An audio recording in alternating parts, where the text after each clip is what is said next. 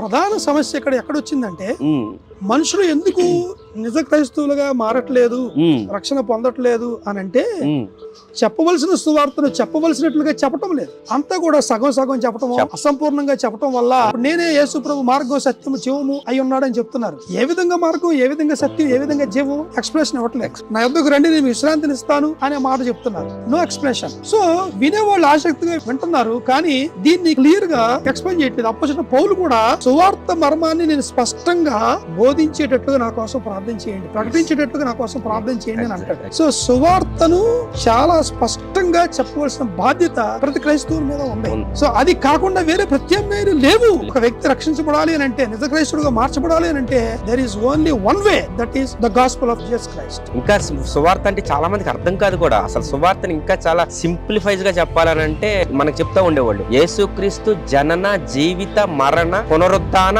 ఆరోహణ, అవరోహణముల గురించిన వార్తే సువార్త. నథింగ్ బట్ సువార్త అంటే క్రీస్తుని గురించిన వార్త. ఇప్పుడు క్రీస్తుని గురించిన వార్త పోయి సువార్త కాస్త స్వావార్త అయిపోయింది.